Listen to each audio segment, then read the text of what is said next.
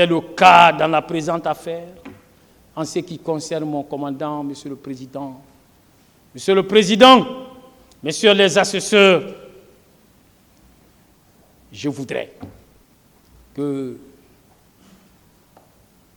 qu'après tout ce que je viens de dire, je voudrais, Monsieur le Président, à présent, vous parler d'un hadith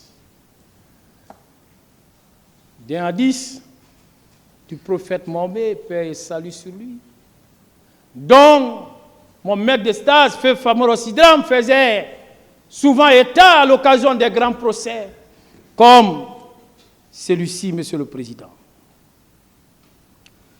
Il disait que le prophète Mohammed, paix et salut sur lui,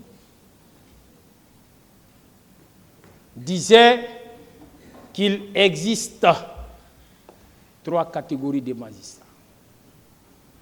3 catégories de magistrats. La première catégorie de magistrats est celle qui accepte l'office de magistrat, qui accepte le sacerdoce qui est le vôtre, mais qui ne connaît pas la règle du droit, qui accepte d'être juge. Il dit que cette catégorie de magistrats, Monsieur le Président, sa place, c'est dans l'enfer. La deuxième catégorie de magistrats, Monsieur le Président, il a dit que c'est cette catégorie de magistrats qui, bien que connaissant la règle du droit, mais qui, pour une raison ou pour une autre, qui, pour des raisons subjectives,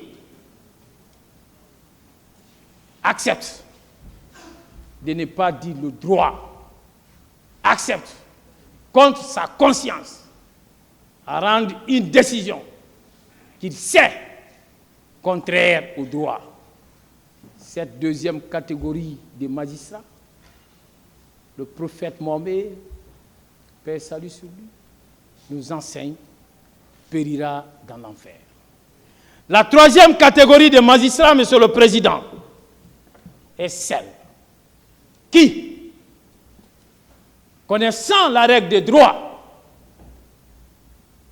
comme vous, qui, Monsieur le Président, applique la règle des droits aux faits en toute conscience. Monsieur le Président, je souhaite que dans l'appréciation de ces faits, que vous fassiez partie de cette dernière catégorie de magistrats, que les faits tels qu'ils se sont présentés, que les faits tels qu'ils ont été débattus, que vous puissiez dire le droit et rien que le droit. C'est pourquoi, pour donc terminer ma plaidoirie, je suis à la fin. Je vais vous dire, Monsieur le Président, Messieurs les assesseurs, qu'à la lumière de tout le débat qui a eu lieu ici, de toutes les plaidoiries, de toutes les réquisitions et de la plaidoirie que nous venons de prononcer. Force est d'admettre que c'est à tort que M. Aboubacar Diakité Ditumba, le sauveur, le libérateur de la nation guinéenne, l'innocent, a été poursuivi dans ce procès comme auteur, alors qu'en réalité, il n'est qu'une victime. M. Baouli l'a dit, Monsieur le Président. Et ce, à plusieurs égards. Il est incontestable, Monsieur le Président, que c'est lui qui a sauvé les leaders et en le faisant, il a été asséné de coups. Il est également incontestable que son frère des mêmes pères, des mêmes mères, Alseni Diakité, a été froidement et atrocement assassiné. Il est incontestable que son père, colonel Mamadi Diakité, Haruna le chauffeur de celui-ci, son cousin Karamo Kamara, qui d'ailleurs sera assommé de plusieurs coups, des baïonnettes auxquelles il survivra miraculeusement. Son frère, son jeune frère, Sekouna Diakité, qui ont été arrêtés et conduits aux 32 escaliers tristement célèbres. Monsieur le Président, où ceux-ci seront séquestrés pendant plusieurs semaines avant d'être libérés. Il est également constant, Monsieur le Président, que sa mère a été empêchée de regagner son pays, que sa mère a été contrainte à l'exil lorsqu'elle revenait de son pèlerinage. Il est tout aussi constant que sa femme, Birgissa Diallo, et son enfant ont été activement recherchés jusqu'à plus tard, d'où ils parviendront à trouver miraculeusement un refuge au Sénégal, un pays voisin à la République de Guinée. Il est constant, Monsieur le Président, qu'il a lui-même fait l'objet de chasse à l'homme avant de réussir à se mettre à l'abri en trouvant refuge dans le même pays. Monsieur le Président, c'est pourquoi je suis entièrement d'accord.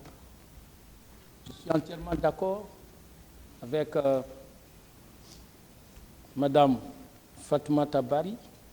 Je suis entièrement d'accord avec M. Baouri qui ont déclaré que M. Aboka Diakité Ditumba est une victime.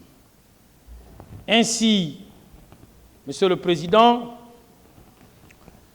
en acquittant M. Aboka Diakité Ditumba, ce tribunal criminel n'aura fait que rétablir un innocent dans son honneur, dans sa dignité, dans sa liberté, dans sa vie, qui a déjà pris un coup très sérieux. Je suis d'accord avec certaines parties civiles que ce procès doit être une tribune de réconciliation nationale. Mais, Monsieur le Président, Messieurs les assesseurs, la réconciliation nationale doit se faire dans la vérité et non dans le mensonge. La réconciliation nationale doit se faire dans la vérité et non dans la falsification des faits, dans le but d'obtenir coûte que coûte la condamnation d'un innocent comme mon commandant, M. Aboka Diakité Ditumba, Monsieur le Président. Monsieur le Président, Messieurs les assesseurs, une victime dans le box des accusés mérite d'être acquittée. Veuillez acquitter mon commandant, Monsieur le Président. Veuillez l'acquitter, ce sera justice. Monsieur le Président, vous me permettrez, à cet instant précis, de faire parler mon cœur, le cœur d'un avocat, grand comme cette salle, le cœur d'un avocat, grand comme la République de Guinée, le cœur d'un avocat, grand comme toute l'humanité progressiste, en vous déclamant ceci, Monsieur le Président, Messieurs les assesseurs. Aboubakar, je m'adresse à vous, Aboubakar des enviés, regarde, Toumba des nobles combats, Diakité, artisan de la vérité, te voilà écrit ton nom aujourd'hui en lettres capitales de l'histoire. Tu vivras, tu survivras désormais au-delà des frontières, au-delà de ton existence. Ton nom ne disparaîtra guère. ta réputation demeurera en bonne place de l'histoire. Et le... Merci, Monsieur le Président, honorable assesseur. Monsieur Ba, bonjour. Bonjour. Alors, beaucoup de questions vous ont été posées. Je vais donc me faire violence de ne pas les répéter, au risque d'être embêtant. Alors, j'ai retenu ici que des religieux étaient venus la veille du 28 chez feu Jean-Marie Doré dans le but de vous dissuader d'aller tenir ce meeting. À ma connaissance, c'est le jour même, le 28, aux alentours certainement de 10h, 11h, que les religieux devraient trouver le doyen Jean-Marie Doré et un autre responsable à son domicile pour discuter éventuellement de la suite à réserver à la situation qui se présentait à ce moment-là. D'accord. Donc, alors, est-ce que cette rencontre a eu lieu entre les religieux et Feu Jean-Marie? Oui, cette rencontre avait eu lieu. D'accord. Et c'est cela qui avait motivé M. Jean-Marie Doré, tout heureux d'aller vers le stade, mais il n'a pas pu réellement parvenir à la tribune et il a été intercepté et agressé. Ils étaient venus, ils étaient envoyés par qui? Ils venaient de la part de qui, ces religieux? Bon, je pense qu'ils venaient dans le cadre de la médiation traditionnelle qui sied aux autorités morales et religieuses. D'accord. Mais ils avaient certainement une certaine écoute auprès du CNDD. D'accord. Est-ce que il vous a été rapporté ou est-ce que vous aviez appris d'une quelconque manière qu'ils avaient ou qu'ils s'étaient investis à ce qu'il n'y ait pas de manifestation de soutien de la candidature du président Dadis? Et je n'ai pas une information dans ce sens. D'accord.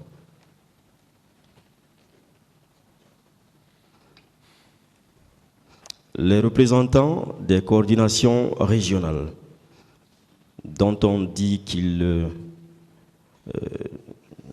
avaient invité tous les acteurs, tous les bords à s'abstenir de tout rapport de force, avait-elle fait un quelconque communiqué ou une quelconque démarche dans le but de faire cesser les mouvements de soutien à la candidature du président Dadis? Ce sont les élus locaux qui ont été convoqués et qui ont été amenés à apporter des motions de soutien à cette candidature. Très bien. Cela sous le regard des religieux, n'est-ce pas? Je ne peux pas être affirmatif puisque... Oui, on constatait, on voyait des choses qui se passaient. Cela sous le regard des représentants des coordinations régionales.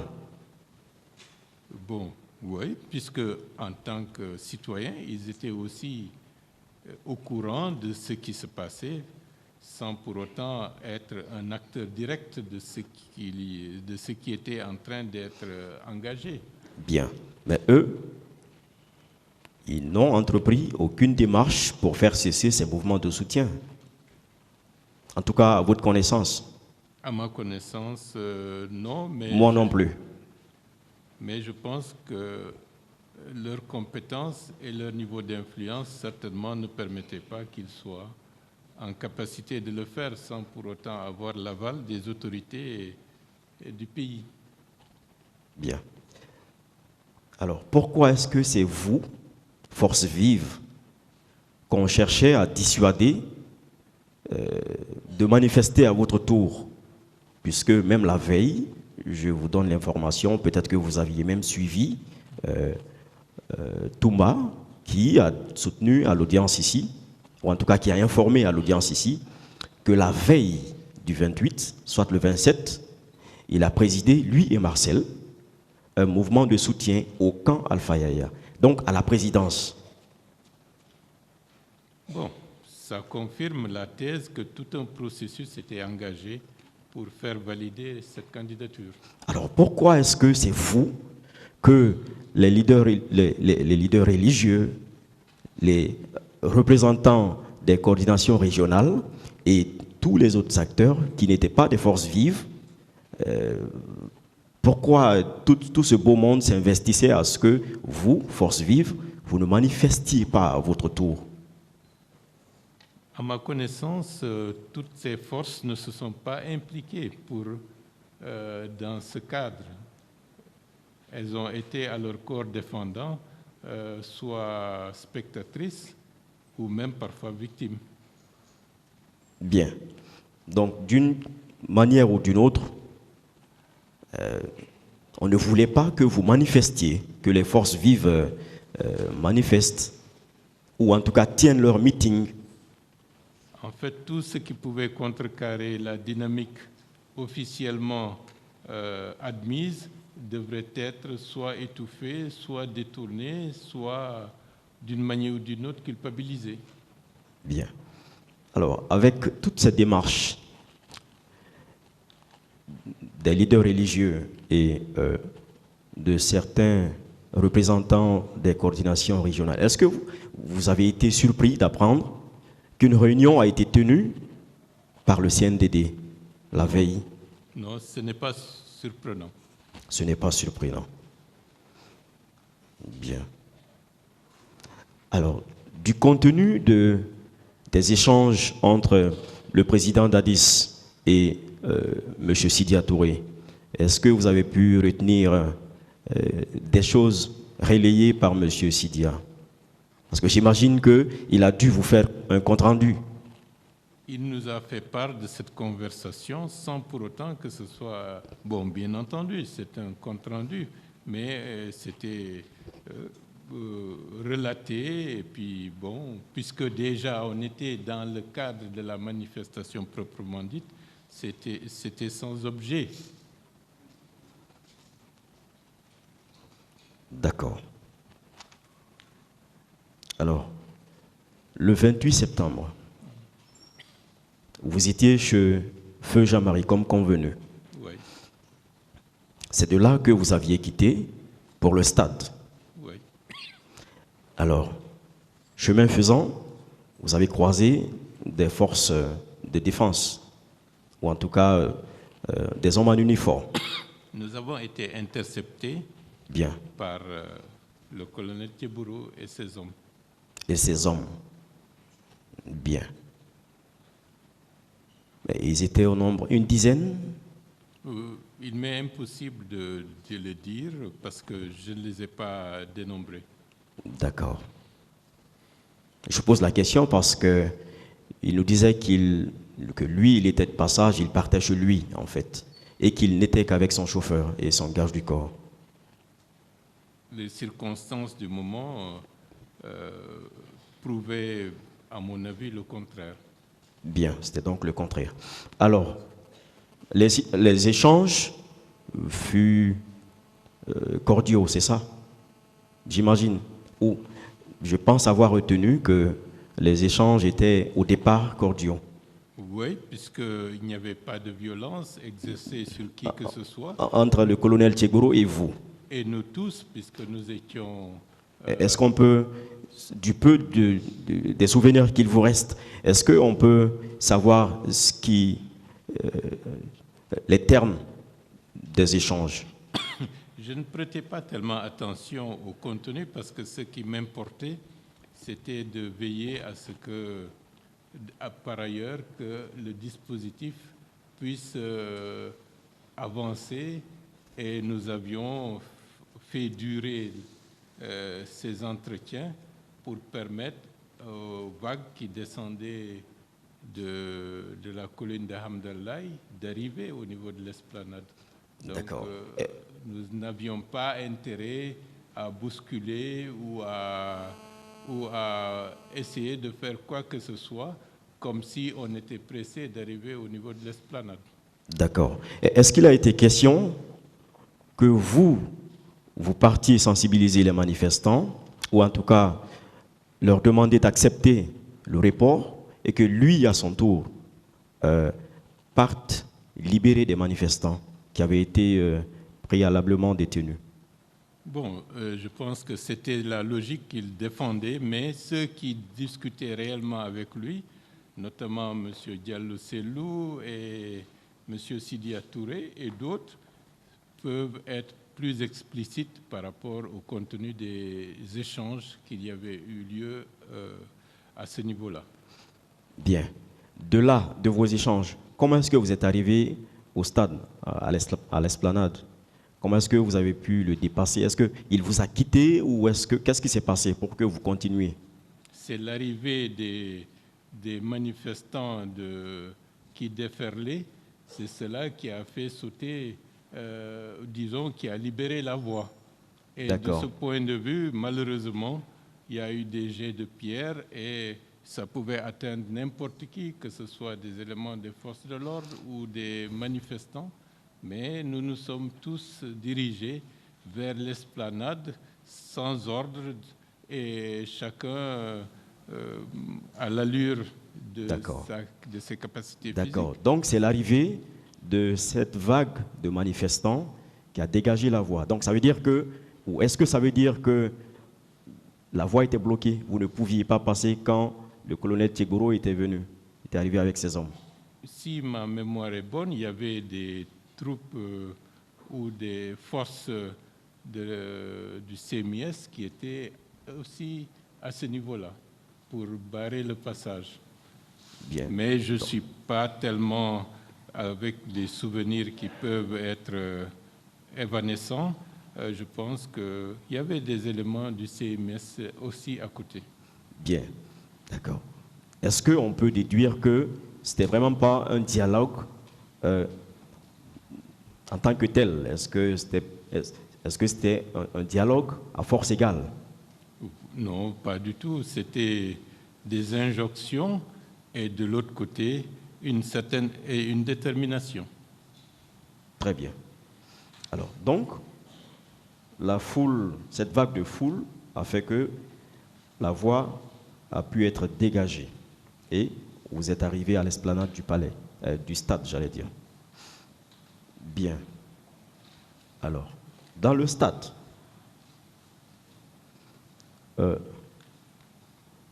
à l'arrivée de Toumba et de ses hommes, et lorsque Toumba vous a enjoint de descendre et que ses hommes aient obéi,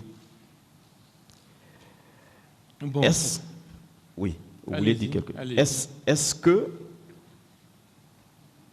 ces hommes vous ont suivi avec lui, Toumba? Ou en tout cas, ceux des leaders qui ont suivi Toumba étaient aussi suivis par quelques-uns de ces bérets rouges? Bon, les circonstances du moment ne me permettaient pas de vérifier, mais tout simplement, je sais que le commandant Toumba Diakité est parti avec le plus gros lot de responsables qui étaient au niveau de la pelouse et que nous sommes restés pour des raisons que je vous ai déjà explicitées. Bien. Est-ce que vous avez remarqué que certains bérets rouges le suivaient avec ce lot, puisque il était avec un lot important de leaders? Il y avait un tohu-bohu au niveau du stade, donc il fallait, j'imagine, un maximum de sécurité, si c'était pour les sécuriser, bien entendu. Donc, est-ce que vous avez remarqué qu'il était suivi par quelques-uns de ces hommes? En toute franchise, mes préoccupations étaient ailleurs. Oui, je comprends. D'accord. Mais c'est lorsque ces bérets rouges ont fait éruption dans le stade que des tirs ont commencé. Bon, c'est une question de positionnement. Bien avant leur arrivée au niveau de la pelouse, on avait entendu des explosions, des tirs, et les gens qui étaient peut-être à mesure de voir de manière plus précise les scènes ont commencé à s'enfuir. Et c'est dans ces moments-là que nous avons vu le commandant Toumba et quelques hommes arriver au niveau de la pelouse. D'accord.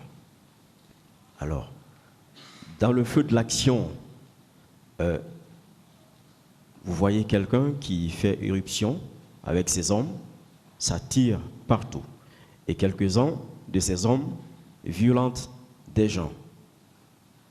Une de ces personnes vous tend la main. Même si c'était votre ennemi, est-ce que pour vous tirer de là, vous accepteriez? Pour vous sortir de là?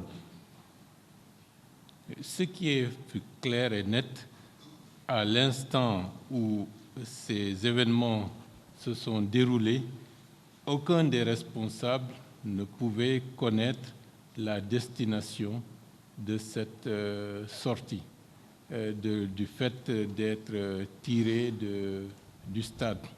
La priorité? En ce qui nous concerne, par exemple, M. Diallo Sellou et moi-même, nous étions dans une situation, j'allais dire, désespérée. Et donc, j'ai ailé le colonel Thiebouro, puisque je le connaissais, et il s'est approché. Donc, dans ces circonstances, à mon niveau, c'était une main de secours qui est venue.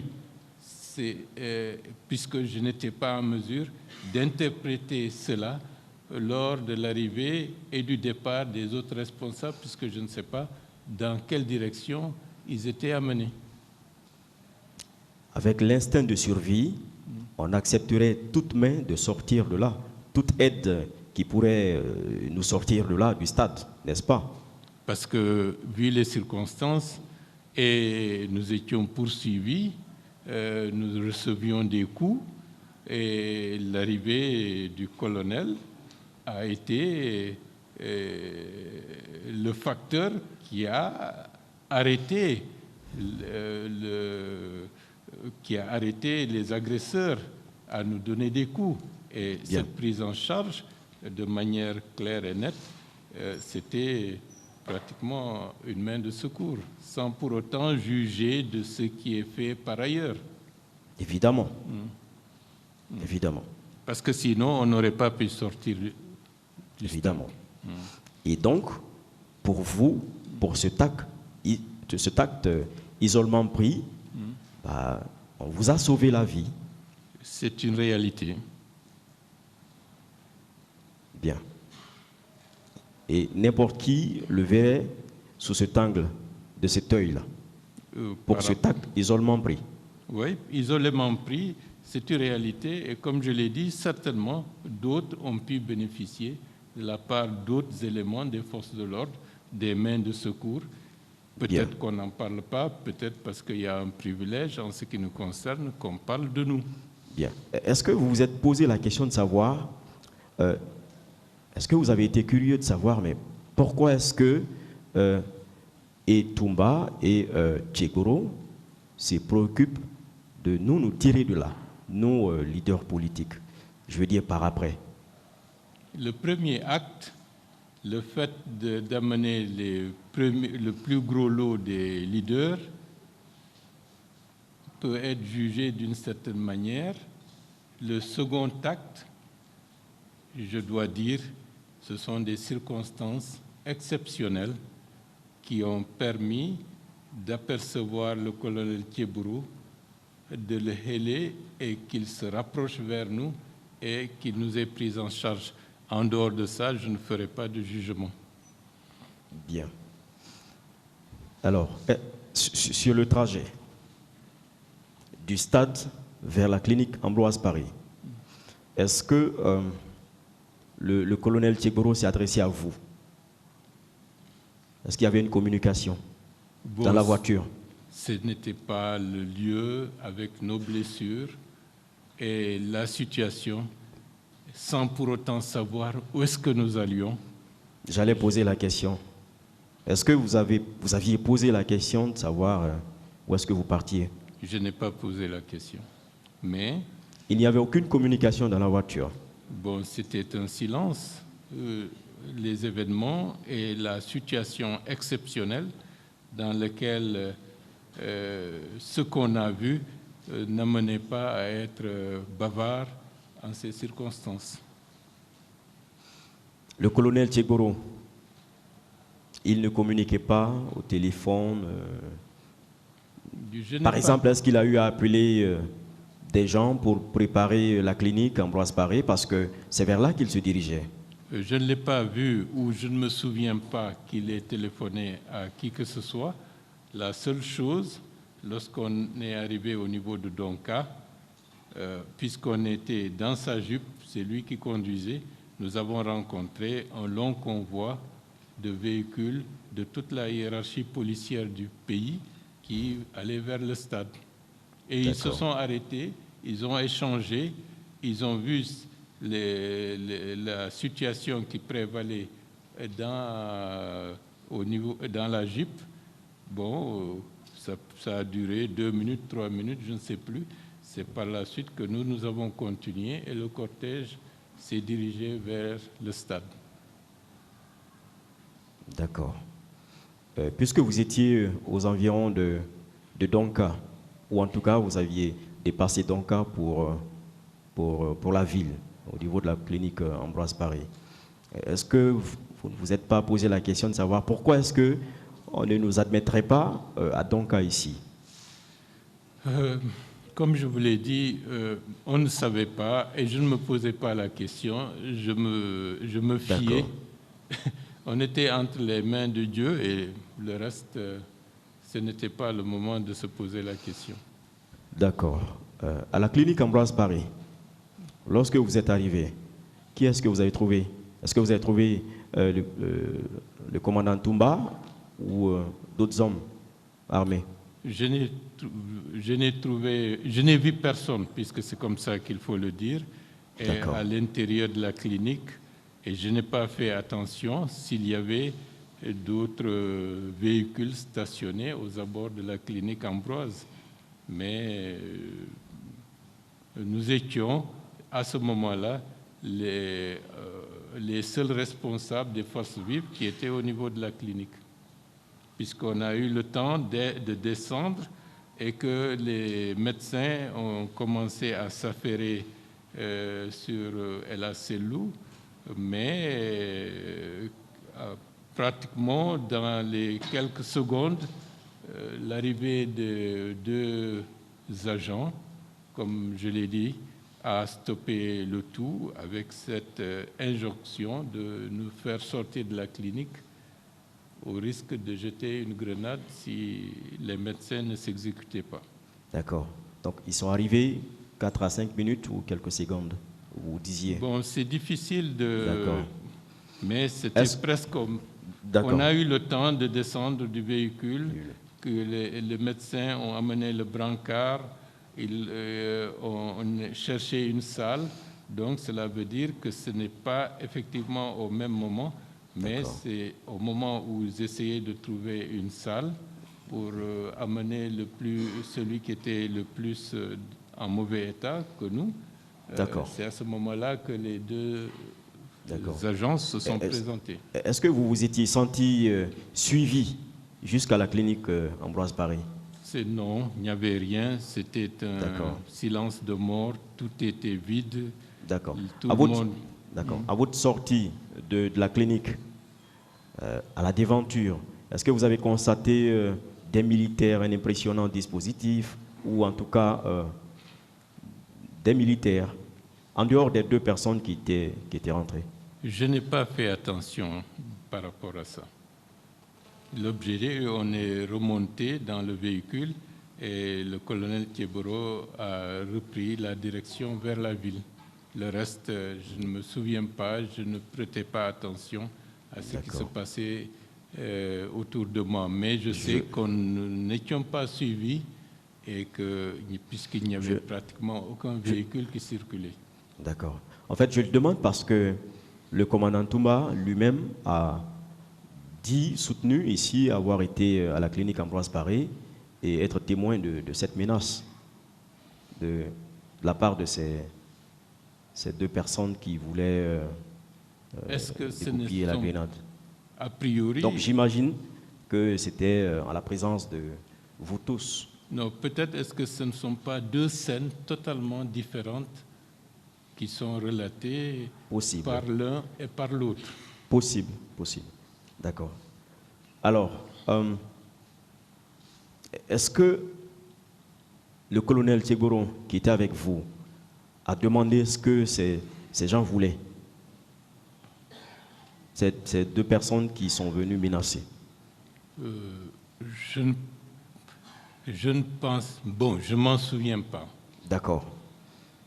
Et vous avez quitté la clinique Ambroise Paré pour la ville, pour notamment, j'allais dire, pour le camp Samori. C'est bien cela? Non, on a pris l'axe principal jusqu'au niveau de la Banque centrale. Et j'ai senti que le colonel semblait hésiter et par la suite il a bifurqué vers le camp Samori Touré et il nous a amenés directement au dispensaire du camp Samori Touré où nous avons été pris en charge par l'équipe médicale. D'accord. Donc, le trajet n'était pas directement le camp Samori, c'était vers le port et arrivé là, au niveau de la Banque centrale, il a bifurqué. Oui. Le trajet le plus court, c'était directement passer par, j'allais dire, sans fil, par exemple, et puis arriver au camp, tout près, si c'était là la destination. Bon, je peux penser qu'en toute logique, il peut se trouver dans une situation de perplexité pour savoir où est-ce qu'il faut amener des blessés qui sont dans sa Jeep et dans des conditions de sécurité qui pouvaient être garanties.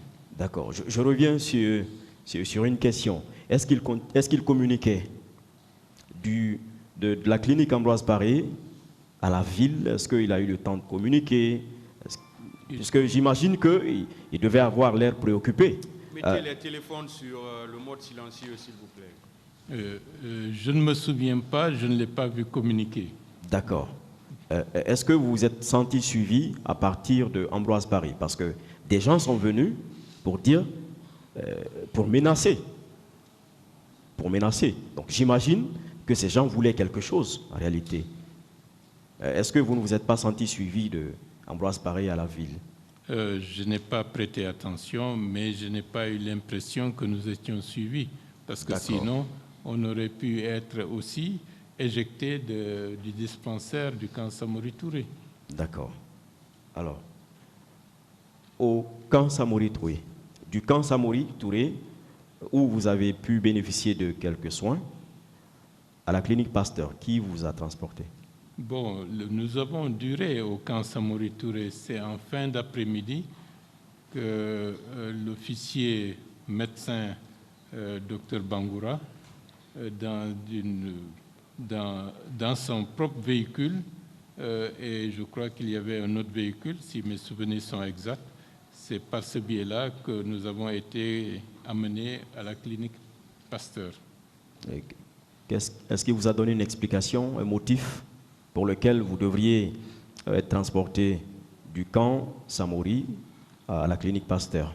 Je crois qu'il l'a fait en me disant que les autres leaders sont à la clinique Pasteur. D'accord.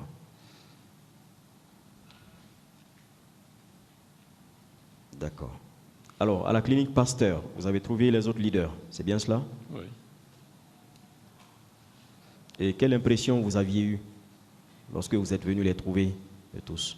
Non, c'était déjà, bon, sachant déjà que les autres étaient là-bas, et le fait de se retrouver, c'était un soulagement de voir que malgré les blessures des uns et des autres, ils étaient tous indemnes, bon, tout au fond de nous-mêmes, regrettant des faits macabres qui se sont déroulés et dont on n'avait pas à ce moment-là une réelle conscience de l'ampleur que ça avait pris. Parce que nous, on peut dire, de l'arrivée du commandant Toumba Diakité et de notre sortie, est-ce que c'est 10 minutes, 20 minutes, 30 minutes? Et que par la suite, seul Dieu sait ce qui s'est passé à l'intérieur pour les milliers de personnes qui étaient pratiquement séquestrées à l'intérieur du stade. D'accord. Y avait-il toujours des militaires postés à la clinique Pasteur? Moi, je crois que l'entrée était interdite et le passage, le dispositif de sécurité était maximal à ce niveau-là. Bien. Bon, je dirais le dispositif de contrôle, pas de sécurité. Bien, bon, ça c'est d'après moi. Alors, est-ce que vous aviez eu des proches, des parents, vous avez perdu des parents, des proches au stade? Comme je l'ai dit, je considère en tant que responsable que tous ceux qui ont perdu leur vie, ce sont des proches. Bien. Alors, est-ce que vous avez entrepris des démarches? Quand je dis vous, pas forcément vous personnellement, mais les forces vives. Est-ce que vous aviez entrepris des démarches pour, par exemple, entrer en possession des corps ou faire en sorte que les parents des victimes puissent entrer en possession des corps? Tout ce qui était humainement possible, nous l'avons fait, la collecte des informations pour connaître le nombre de morts, les disparus, les blessés, et que par la suite, lorsque l'atmosphère s'est détendue, nous avons organisé des tournées pour aller de maison en maison, apporter un petit réconfort à certaines personnes qui avaient perdu les leurs, et ça nous permettait d'avoir une information beaucoup plus complète qui était en train d'être initiée. Donc ça, nous l'avons fait. Alors, est-ce qu'il y avait des obstacles au niveau de l'administration pour entrer en possession des corps ou avoir des informations exactes? On n'a pas pris contact, à moi, à titre personnel, en contact avec des officiels. Mais le vendredi suivant, au niveau nous avons appris que les corps allaient être restitués aux familles et nous nous sommes rendus à la mosquée Faisal pour accompagner certaines victimes et s'enquérir du nombre de victimes, de leur identité, et c'est ce qui a été fait. Lorsque vous avez entendu le nombre de victimes de mort qui a été déclaré, quelles ont été vos impressions? Comme nous savions qu'il y avait déjà des disparus, nous ne prenions pas en considération le nombre de corps qui étaient exposés, parce que nous savions qu'il y avait d'autres corps, et c'est cela que nous avions à l'esprit à ce moment-là. Merci bien, M. Ba. Merci, M. le Président.